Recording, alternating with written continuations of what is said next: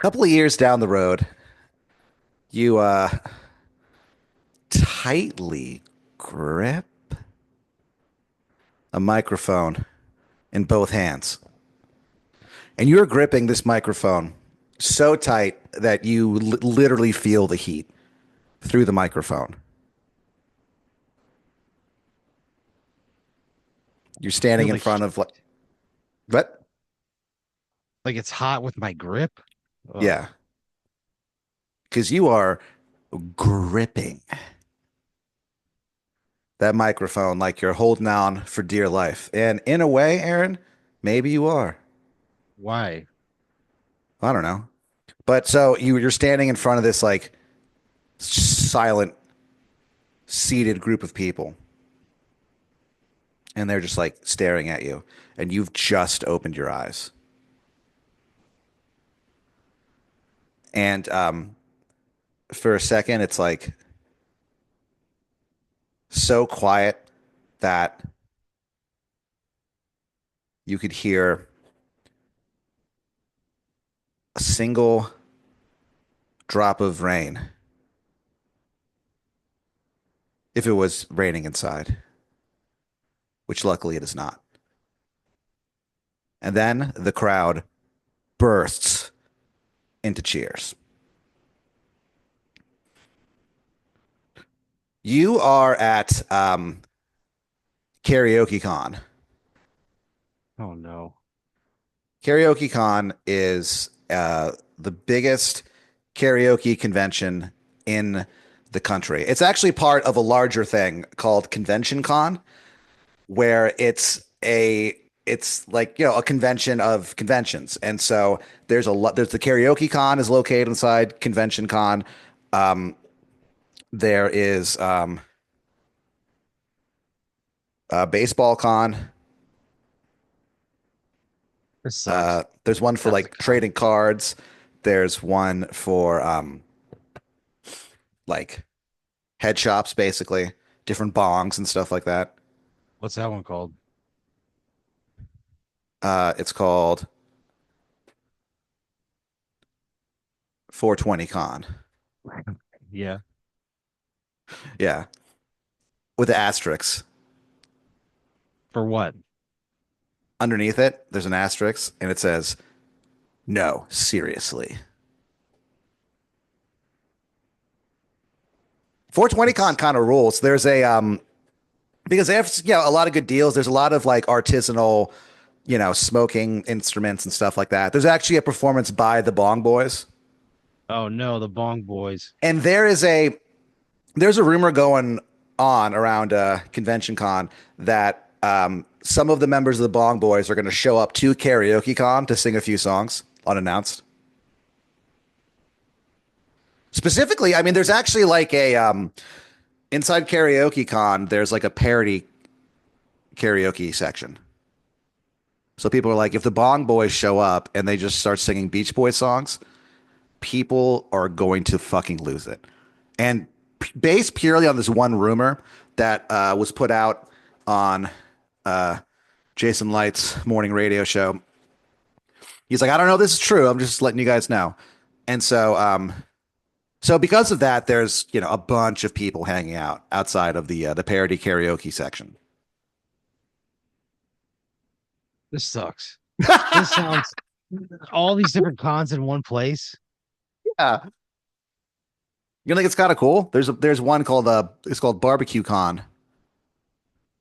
They got nothing but barbecue, brother, and it Yeah, I guess is that. calling your name, Aaron. Come and eat us, No, Aaron. I'm not doing that. Convention Con sounds like it's just a fucking mess. No, it's cool. And so the reason that the people are going so crazy is that so you're at a punk rock karaoke and you realized like you know you need to keep the spirit of punk rock alive in the souls of the people. And so you decide that the most punk rock thing that you can do is go up there and sing Teenage Dirtbag by Wheatus. Why? Why do I think that's the most punk rock thing? Because think about it, man. Weedus? Punk rock is about rebellion and, individualism and stuff like that. And so you realize, look, the most punk thing I can do under these circumstances is sing some Wheatus, man. And you do. And to make it even more punk rock, so you do Teenage Dirtbag, a guy singing to a girl, the girl comes in at the end and sings all high or whatever. Yeah. You flip it. And so you do it from the perspective of the girl in the song. And so most of the song is you singing in a falsetto, except at the end, then you can finally drop your voice down. When it gets to the part where the girl's like, I've got 2 tickets to work, like that, you go Yeah. like, oh, I've got 2 tickets to you made on bar, bar. You do like that instead. Oh, this sucks. Why am I making this like this feels like a philosophical choice of Because how to punk present is teenage dirtbag? because you've always looked at punk as not just being about the music, it's probably the most ethical type of music there is outside of jazz, I guess. I think there's probably more ethics in jazz than there is in punk, but whatever. That's a entirely different subject. And so you are like, look, the ethics of punk need to be enforced, you know? And so what is punk rock about you going to a karaoke at a punk rock thing and singing some Rancid or whatever? If you went to like a different type of karaoke spot and did it, then maybe, but not the punk rock one. So you subvert it. You do it by doing Wheatus, which is, they're not very punk. And you flip it from the boy's point of view to the girl's point of view to be like, you're making a statement about Who the fuck America. cares? Those Who the fucking fuck? people watching who are now cheering their little heinies off. They loved it, dude. They got what you were doing immediately. People were like, "Oh man, look at what he Yeah. did. He made us look like Yeah. fools," you know? This sucks But so bad. no, it's cool. And No, so it's not, you're Pat. you're It's fucking embarrassing. you get off stage, you walk out, you walk past the parody karaoke section, and you look up, and on stage is one of the guys from the Bong Boys actually, and he has like a hat pulled low. Everyone knows it's him, but everyone's like being cool about it. He's singing it's a parody version of the song Fast Car by Tracy Chapman. Yeah. And so it's like it's kind of this thing where people are like, holy shit, I can't believe, you know, Bob Barry from the Bong Boys is here singing this song. This is crazy. And so he's on stage. As you walk by, you hear him being like, I know you've been jacking off. And you're like, huh. You keep walking. You He's hear faintly singing. you hear What the faintly in the fuck? background as you walk away him being like, I remember when you were jacking off. And you're like, that's weird. And so you leave. You had a blast at karaoke con, dude. You um you start walking home, and then you're like, oh wait, no, I don't have to walk home. I don't have to take an Uber because your car pulls up right in front of Convention Con. Why? I just now own a car that can like self park and retrieve on No, command. no, it's being driven by someone. Who? So a few years down the road, you have like an android, like a robot. It looks exactly like No, you, come on. but it's like 3/4 your God size. damn it. This guy's back. Yeah, the Aaron Bot 3000. And so the Aaron Bot 3000, you The program fact him that to come he's pick you three up. quarters my size is the unsettling thing. I fucking hate Aaron Bot 3000. Yeah, sometimes like you guys will go into like a restaurant or you walk in somewhere together and people are like the hostess would be like, "Oh, hello, guys." All right. And like, she'll see you guys. And then nothing ever happens, but you can tell that people are definitely like, huh, those guys are like identical twins, except one of them is three-quarters the size of the other. A lot of times you guys wear the same outfits too. No, What do you mean? What do you I mean mean no? no. I'm not. Why do you insist on that? Because you just, you're like, look, if Then people are gonna, I'm gonna go you're like, if see what people are he's gonna, wearing. Then I'll change. you're like, if people are gonna stare at us, let's fucking give them something to look at. No, I don't want them. I don't want people staring. I didn't say you do it all the time, I'm not, Pat. I'm but not gonna go out wearing the exact same thing as my three-quarter size clone.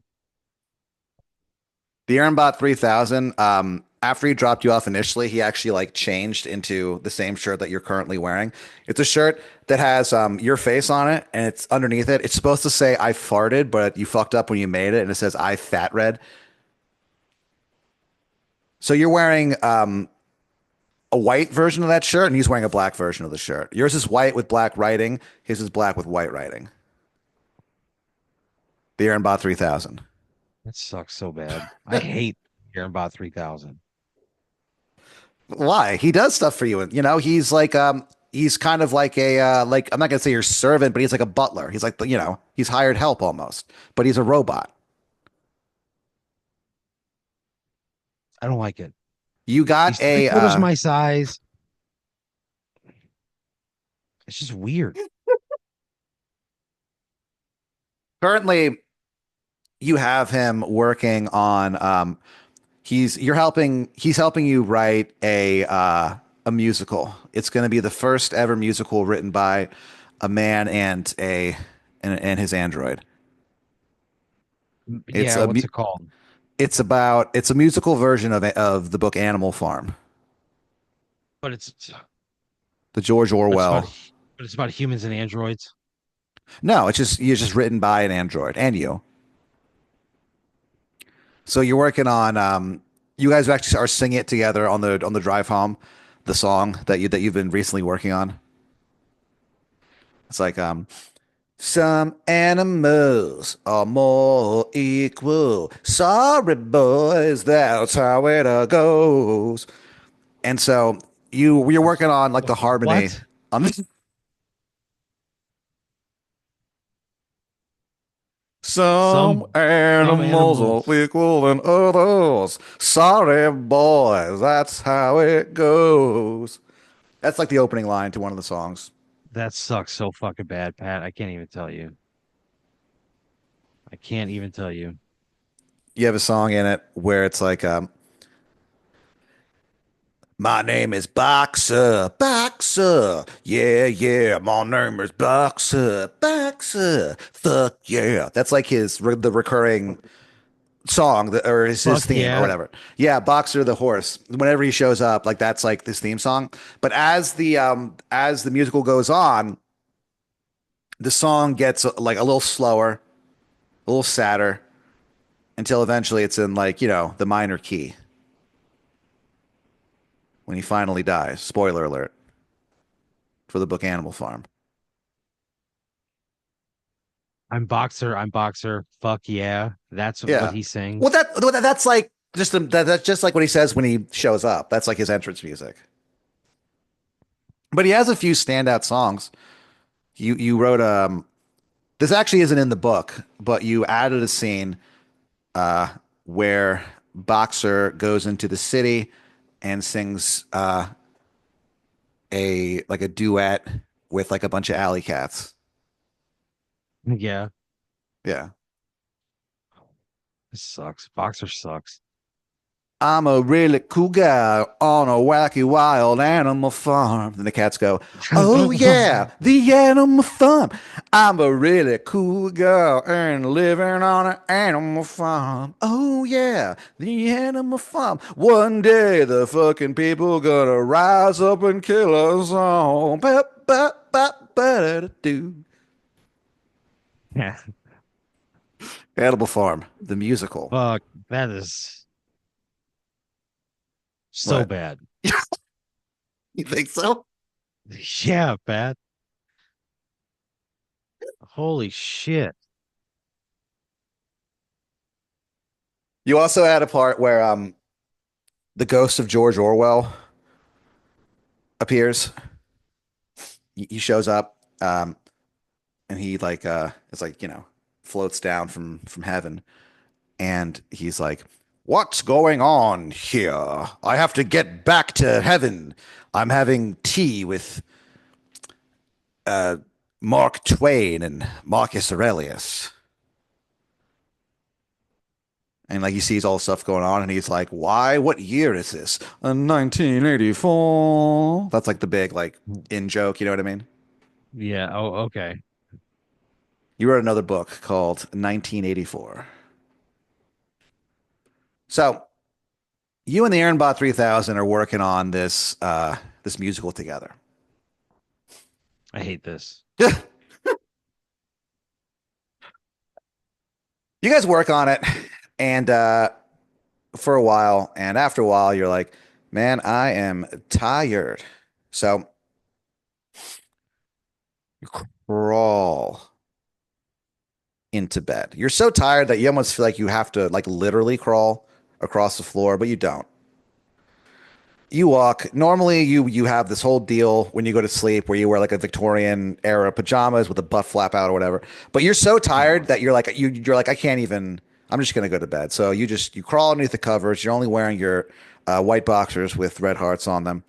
You pull up your blanket, also white with red hearts on them, and you fall asleep.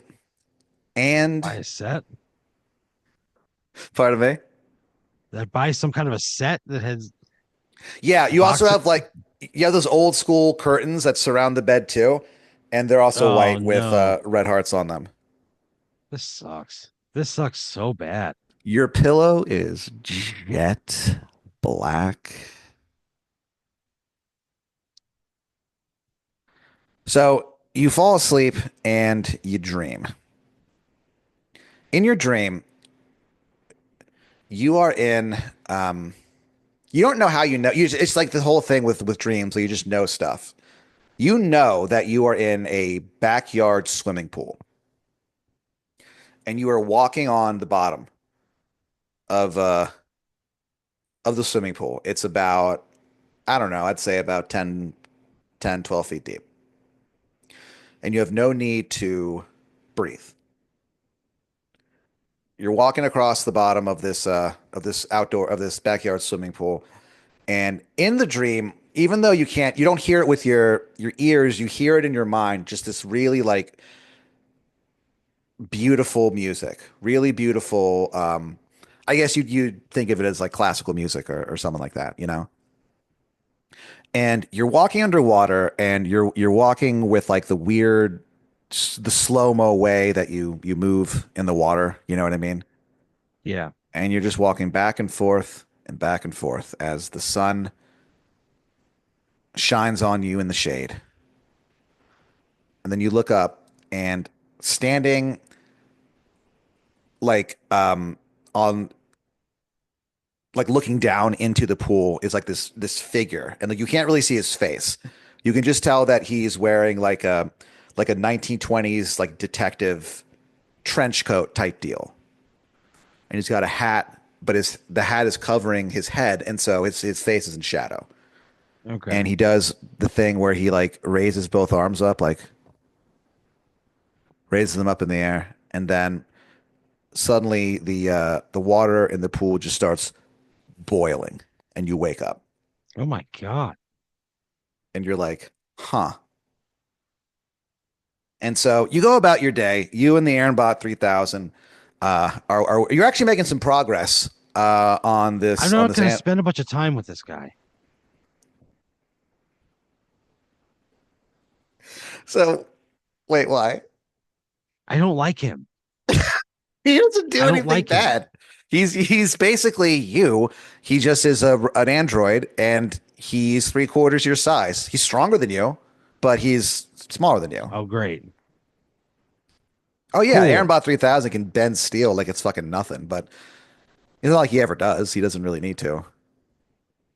Not when Whatever. he's sitting around writing with you. So you guys are working on this the Animal Farm musical, and you're getting some progress. However, it's so like energy draining that you have to take frequent naps.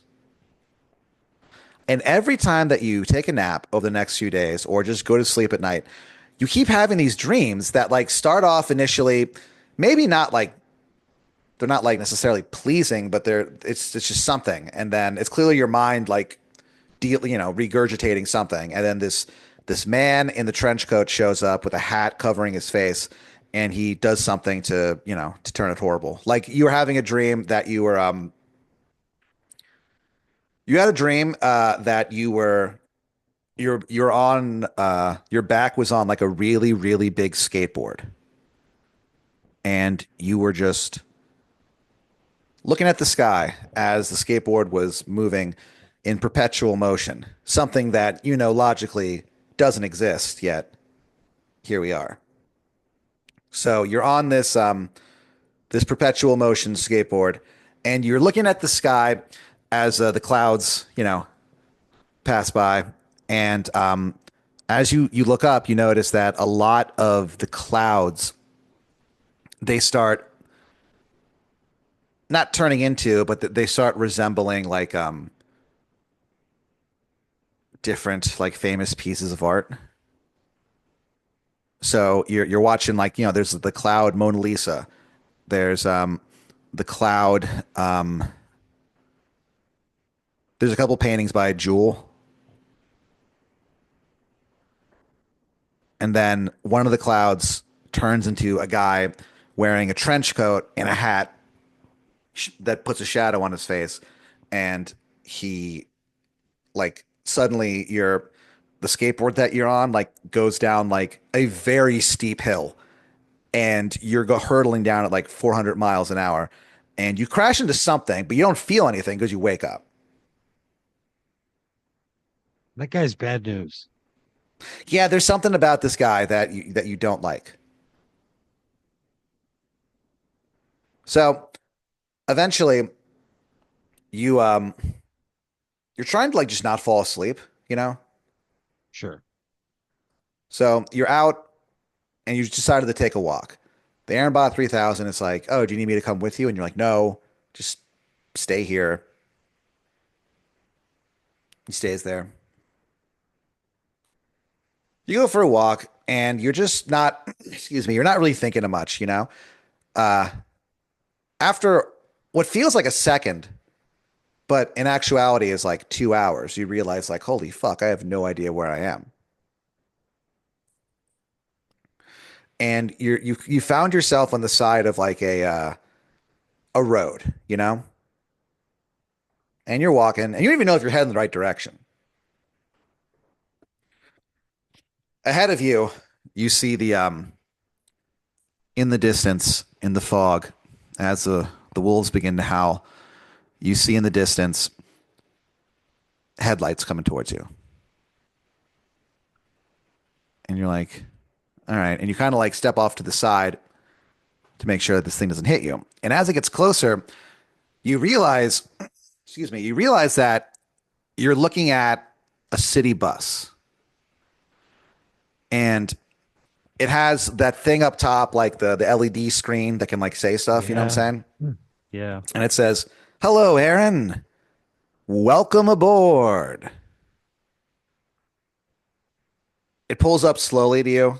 The door opens. It does that like that cool noise it makes. Yeah. Like the sound of like 17 ice cold cans of Coke being opened at the same time. And sitting behind the wheel is this guy. He's got like kind of like a wispy mustache. He's got a like a bird on his shoulder. And he has a city bus name tag. It says J period Crow. He goes, hello, Aaron. My name is Jay Crow, and welcome to the bus with no name. He goes, "You seem lost, partner. Where you head to?" I just want to get the fuck out of here, right? I just want to get away from this android. Yeah. I want to get away from this responsibility that I have with this guy. I'm terrified by a man haunting my dreams. Like, what the fuck?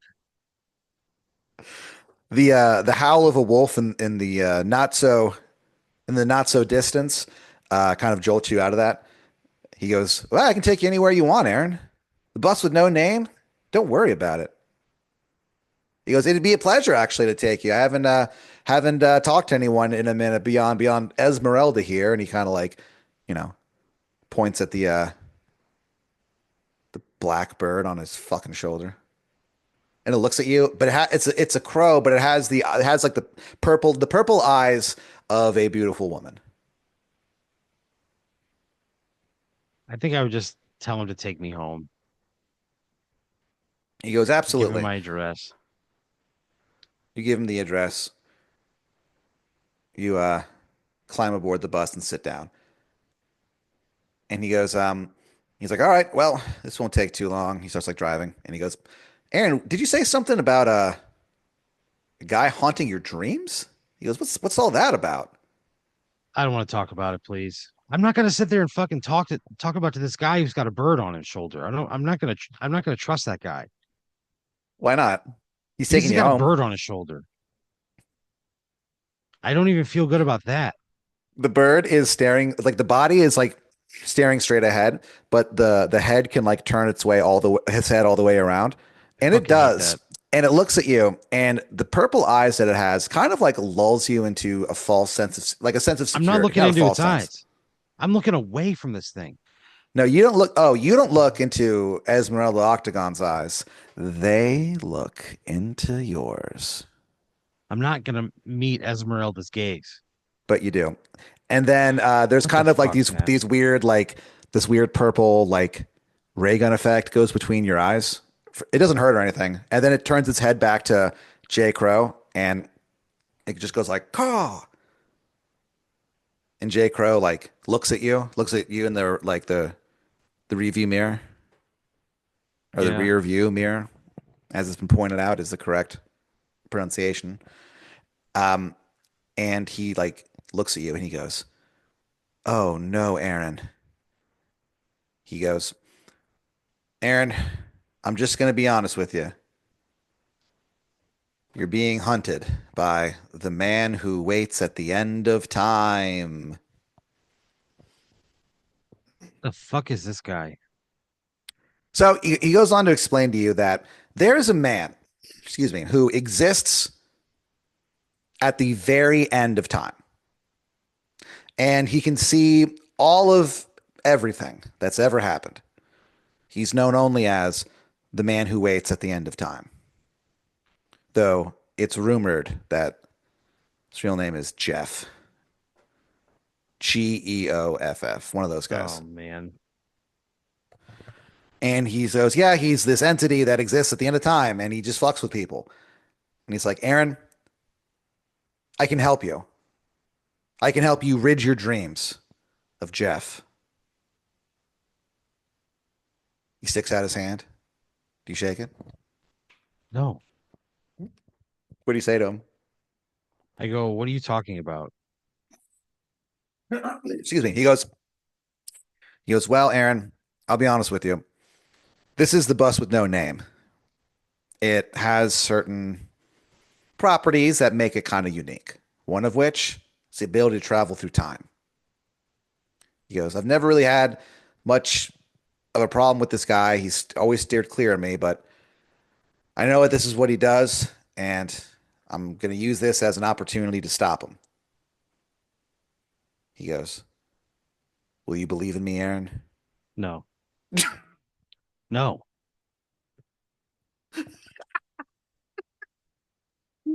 So you just tell him no. I go, yeah, I'm sorry. I don't know what's going on, man. He looks I at don't you. He know goes, anything.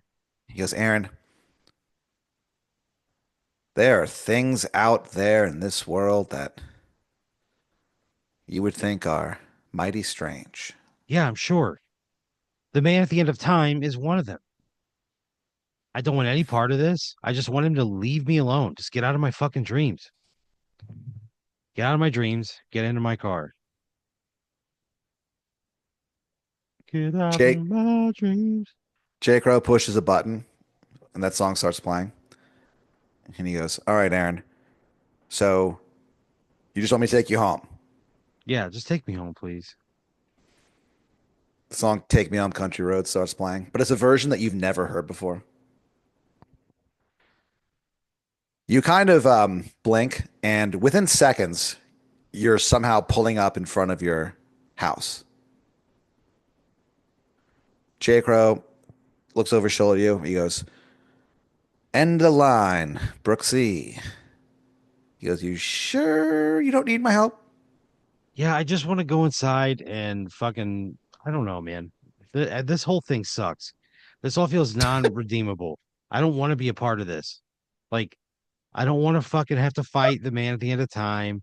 He's gonna boil me alive in a pool or whatever the fuck's gonna happen to me. Yeah. And he goes like, all right. He's got a bird on him. I don't want to deal with that. The bird Esmeralda winks at you as you walk off. Terrifying. You walk up to your door and you're like, oh, I never said thank you. You turn around and like the bus is gone. You're like, whatever. Walk inside. And you are like, man, I am fucking exhausted from this day. This time though, you're not so tired as to not put on your normal, you call it your Come night on. garb. So you put on your head to toe Victorian era, sleeping gown thing, whatever you call it. It's got the sleeping cap, butt flap just fucking wide open. The hole's gotten like it feels even bigger than you remember it. What? You walk into bed, or you walk into your room and crawl into bed, and within minutes you are asleep. In your dream, you are standing underneath a waterfall at the mouth of a cave, and you're staring into the cave, and it is pitch black. And you feel like the longer you look at it, the better able you will be to see what's inside that cave. And you realize that you would rather not see what's inside that cave. So you turn around, and standing on the other side of the waterfall is this guy. He's wearing a 1920s ass, like detective's outfit. Yeah. You know what I mean? Trench Yeah. coat, full deal. He's wearing a hat. His face is in shadow. He lifts his cap up a little bit to let the light hit his face, and it's your face. God damn it. It smiles at you, and the smile goes like the lips of the face underneath that hat. They actually go up so high, the smile gets so big that they disappear. Like the side of the lips of the mouth disappear underneath the guy's hat, That sucks. and then you start screaming, and then you blink, and suddenly you're like at the end of time. And you look down. You're wearing the detective outfit that Jeff was What? wearing earlier, and you're like, "What the fuck is this?" And you use your now, almost omnipotent power over time to look back in Oh, time, what the fuck? and you see that Jeff has switched places with you. What the fuck, Jeff? He's just like some guy. He doesn't look like you or anything, but he's switched places with you. And you're like, "What the hell? What did this guy do with my life?" And you fast forward a little bit, and he becomes like a billionaire. He becomes the first ethical billionaire ever. You know, God damn it. everyone fucking loves this guy. He's able to like redeem society and stuff. and you just This watch fucking it all, sucks. and you just watch it all from your chair at the end of time. Fuck this. This sucks. I hated all of this. At least I don't have to deal with Airbot 3000 anymore. No, but you can find them whenever you want, I don't want to. looking through time. That's I what don't your want power to. is. You just can like look back in time to like look at Cool. things, you know? Great. Fuck this. After about a million years, you do try to end your own existence, but you cannot. Great.